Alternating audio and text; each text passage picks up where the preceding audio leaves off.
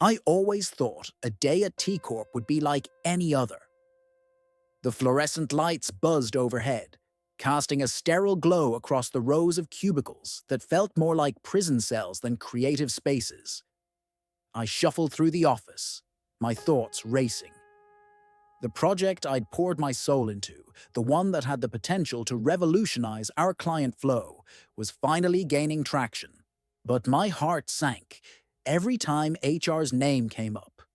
They were the wall I'd have to scale, and today that wall felt insurmountable. "Hey, did you hear about Sam from marketing?" Jessica whispered, her tone dripping with gossip. "He tried bringing up workload issues and they laughed him out of the room." "Classic HR," I replied, forcing a chuckle, yet bile rose in my throat. I decided to approach them next. Maybe I could shine a light on the cracks I had noticed, the systemic issues that led to employee burnout and dissatisfaction. After all, I was the one who had designed the client flow that brought in nearly $1 billion. Surely that would count for something. I can still remember that moment vividly. I approached the HR office, my palms sweaty against the cool steel of the door handle. "This is it," I whispered to myself. I opened the door. The room felt stuffy, filled with an oddly sweet scent, like stale cologne mixed with the faint trace of office coffee. "Hi, I wanted to discuss some concerns," I began, but they cut me off with their laughter, rich and mocking. "Concerns? From you? You're joking, right?" Mark, the head of HR, leaned back in his chair, as if my words were merely a joke.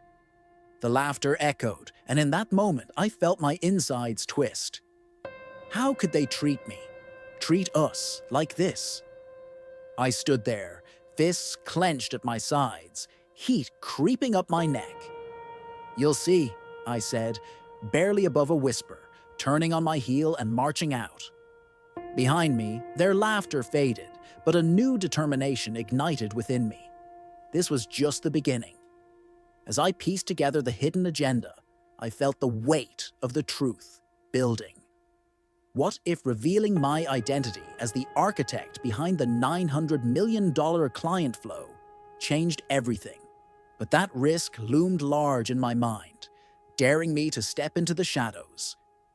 Before we dive deeper into this unfolding drama, a quick reminder for everyone who's been following our story. YouTube has been removing subscriptions, so take a moment to check if you're still subscribed and leave a like to support our channel. Now, back to the mounting tension. What secrets would I uncover next? Days turned into a blur as I maneuvered through T Corp's vast landscape of brick walls and hidden agendas. The laughter haunted me, echoing in the recesses of my mind, like a cruel reminder that my voice didn't seem to matter. Yet deep down, I harbored a fierce determination, one that sparked with every disheartening encounter. My morning coffee felt like a lifeline, its warmth fueling my resolve as I ventured into the labyrinth of corporate politics.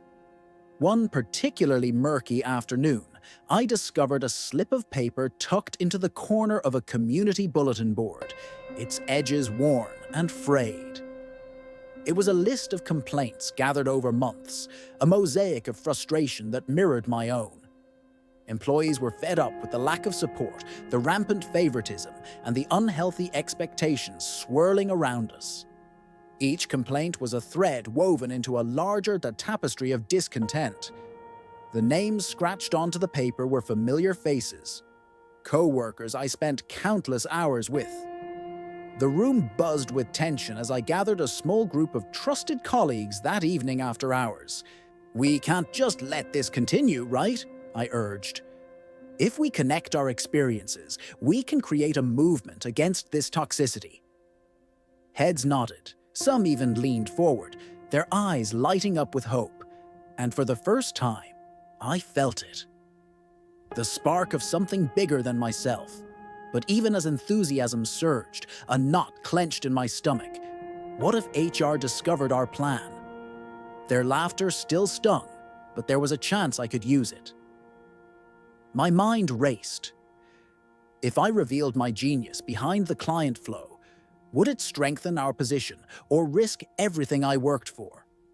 As I left that night, the adrenaline coursed through my veins. I could sense the seeds of change germinating. But what would the next chapter bring? The stakes were higher than ever, and the shadows of HR loomed large. Would I muster the courage to unveil my secret identity to T Corp and confront those who dismissed my worth? This was only the beginning, and the path ahead seemed riddled with peril. Stay tuned as we dive deeper into the unfolding saga. The weeks seemed to fly by, but in a way, time became a blur of strategy sessions and hushed conversations. The energy among my group started to transform from uncertainty to something palpable. We were crafting a plan to expose the deeper issues plaguing T Corp. Each meeting drew us closer to a point of no return. One evening, as I scrolled through HR's latest company initiatives posted online, I stumbled upon a striking article featuring their latest accomplishments. My heart raced as I recognized fragments of my own designs embedded within the narratives. T Corp billed itself as innovative and employee-centric, but the truth gnawed at me.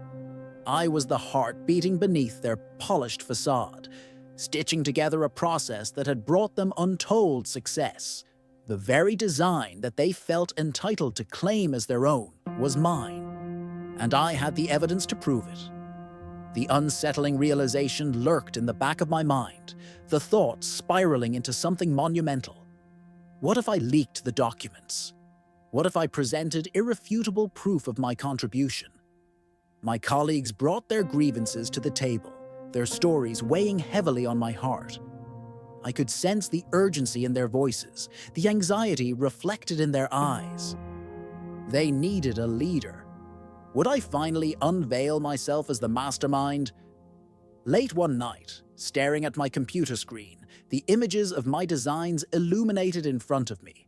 Everything shifted. I recalled the laughter from that day in HR, how it stung, how it fueled my fire. The notion that I'd let them mock me was unbearable. But if I pulled this off right, I wouldn't just reclaim my rightful place. I'd rally my team and topple the toxic atmosphere that stifled us all. Before I could talk myself out of it, my fingers flew across the keyboard, drafting a message along with the evidence, ready to confront HR with a proposal that would not only demand respect, but redefine our corporate culture. Would this bold step catapult me into a leadership role, or would it make me the pariah? The stakes reformulated in my mind as I contemplated sending that email. The moment was upon me. Stay tuned. The choice I make next will transform everything at T Corp. Will I emerge a hero or face the consequences of my audacity? I still remember the night I crafted that email, the words dancing across the screen as ideas collided and took shape. My heart hammered in my chest with every keystroke, a mix of fear and exhilaration pulsing through me. I was on the brink of something monumental. With each passing moment, I could feel the weight of my colleagues' expectations pressing down on my shoulders. Would they see me as a leader or just another voice drowned out in the cacophony of corporate indifference? I hesitated, staring at the blinking cursor as it taunted me. One click could either spark a revolution or seal my fate. My colleagues' faces drifted through my mind, their hopes and frustrations mingling within me, weaving into a tapestry of resolve. I could hear their laughter, their whispers of dissent that had begun to echo louder than HR's derisive chuckles. Taking a deep breath, I pressed send. The email vanished into the ether, and a wave of relief washed over me, soon chased by a rising tide of anxiety. My heart raced as I glanced at the clock. The sun had dipped low, casting long shadows across my desk. I was painfully aware of the clock ticking down toward an uncertain future. The next day at the office was electric. There was a palpable shift in the air. Whispers and glances filled the hallways like brushstrokes on a canvas. Each colleague I passed offered a nod, their eyes reflecting the same mix of nervousness and anticipation that gripped me. I felt like I was on a precipice, teetering over whatever lay below, unsure if I would soar or fall. I gathered my small band of allies in the break room during lunch, the smell of reheated leftovers mingling with the scent of stale coffee. "Has anyone heard back from HR?" I asked, my voice a tight wire. "Nothing yet," Jessica replied, her brow furrowed. I can't shake the feeling they're waiting for the right moment to pounce. The room fell silent as we exchanged knowing glances. Tension hung heavier than the oppressive fluorescent lights above us. But I couldn't let doubt take root. "They can't keep ignoring us forever," I insisted, my voice firm. "We've made too much noise now." As the days went on, the silence from HR grew deafening, each minute dragging longer than the last. Just when I thought I might lose my nerve and withdraw into the shadows, a notification buzzed on my phone. The HR department was calling an emergency meeting. My heart raced. This was it. The moment I'd been waiting for was finally here. We gathered in the conference room the following day, armchair warriors ready to battle. The tension crackled in the air, thick enough to cut with a knife. My heart was in my throat as Mark, the head of HR, entered the room, flanked by two other executives. Their faces wore the practiced masks of professionalism, but behind their eyes flickered something darker. Apprehension or disdain. I couldn't tell. "Thank you all for coming," Mark began, leaning against the table in a way that he clearly thought exuded authority. "We've had some complaints come to our attention. It seems there are a few grievances some of you have been expressing." His words dripped with condescension.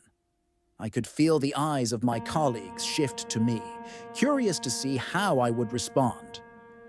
"Yes, we have some concerns that go beyond just complaints," I interjected, my voice steady despite the small tremor beneath. "There's a systemic issue here that we need to address. This isn't just about individual experiences. The architect of the $900 million client flow decides to become an activist," he quipped, laughter bubbling at the edges of his voice. The laughter sliced through the room, but this time it didn't sting as it had before. Instead, it fueled my fire. "What do you suggest?" I swallowed hard, taking a step forward. With my heart pounding, I laid out the facts. The data from our emails, the frustrations behind the complaints, the rigged structure that kept our voices stifled. The room grew quieter. I could feel the collective breath of my colleagues behind me, an unspoken stalwart alliance. "And why should we take you seriously?" Mark challenged, his tone sharp. "What do you bring to the table besides complaints?" "Because I'm not just speaking for myself," I shot back, the resolve welling up within me. "I bring with me the voices of everyone who feels overlooked and underappreciated. I'm the one who designed the client flow that brought in nearly $1 billion, yet I'm still treated like I don't matter. It's time for a change." Caught off guard by the sudden courage clenching my speech, I could sense a shift in the room. Colleagues, once hesitant to voice their opinions, started to nod in agreement. The laughter from just moments ago dissipated. Mark's facade began to crack.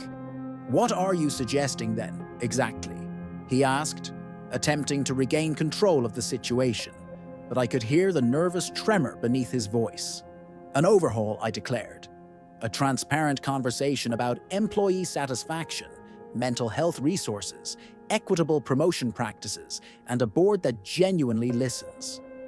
This client flow, our success, doesn't mean anything if the people who created it are burnt out and resentful.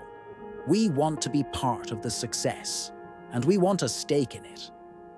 The air in the room hung thick as my colleagues rallied behind me. I could see it in their eyes, a flicker of hope igniting amidst the uncertainty. But was it enough? I held my breath, waiting for their response. For a moment that felt like an eternity, the executives exchanged glances, and I could almost hear the gears in their heads turning. I had taken a risk here, one that could unravel everything I held dear. Questions raced through my mind. What if they dismissed my plea? What if they retaliated? Mark leaned back, crossing his arms, masking whatever turmoil roiled beneath the surface. "We'll take your comments into consideration," he finally said, though the inflection in his tone suggested something more sinister was at play. "But don't get ahead of yourself. We're not changemakers here."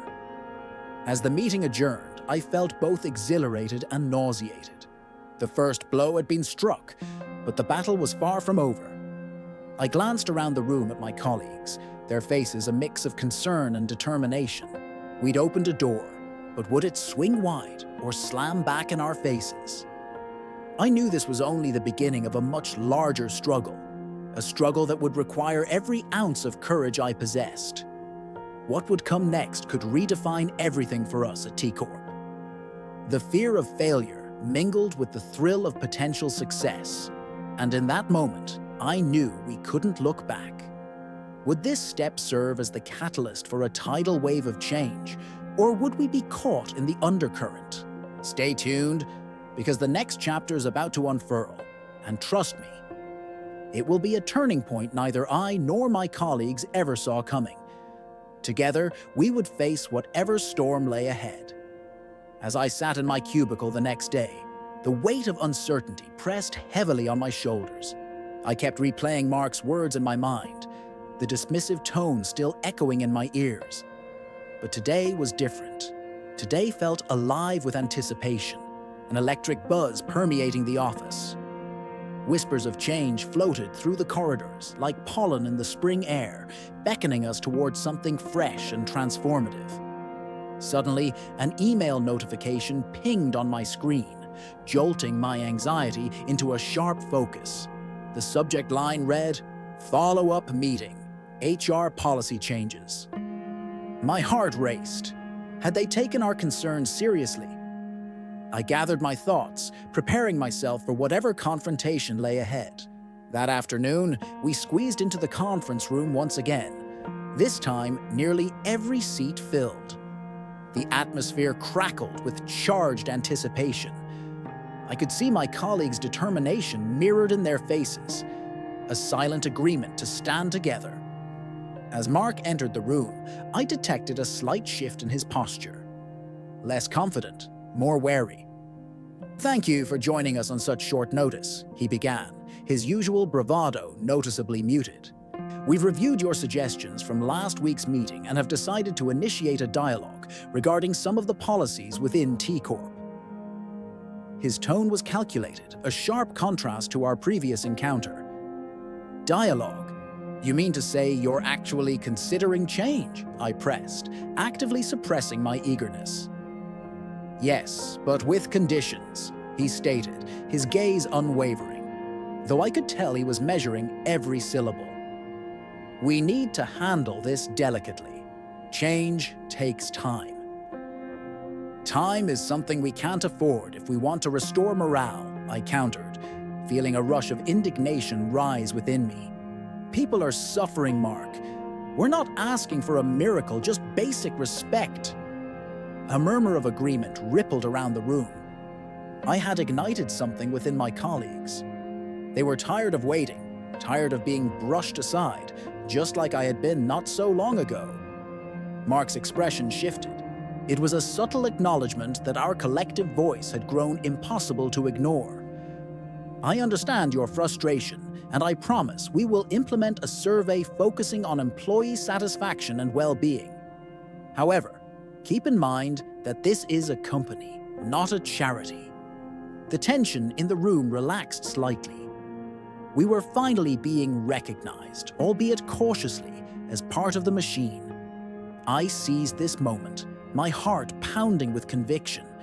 This can be a turning point, but we need transparency. If you want trust, you need to earn it. Let's not just go through the motions. As the discussion unfolded, other colleagues weighed in, sharing their stories of frustration and burnout. The more we spoke, the more the walls of complacency dissolved, revealing a raw, unfiltered truth. Mark remained silent, absorbing the weight of our words, and I could see his facade crack little by little. By the end of the meeting, I felt a palpable shift in the room. Changes were on the horizon, yet I couldn't shake the feeling that the path forward would not be smooth. The executives prepared for an uncomfortable shift in power dynamics, but that was okay. We had begun pushing for accountability. A week later, we gathered in the break room. Bonds strengthened. "Can you believe we actually got a response?" Jessica said, her eyes sparkling with excitement. "After years of silence, we're finally being heard." I smiled, but a twinge of anxiety still gnawed at me. While our voices had risen, the shadows of uncertainty lingered. "It's a start, but let's keep this momentum going." I paused, then added, "We can't let complacency settle back in. Our eyes are open now. We must stay vigilant." With renewed determination, we vowed to cultivate open dialogue moving forward, the damning laughter from HR replaced by a chorus of solidarity within our ranks. It dawned on me that I was no longer alone.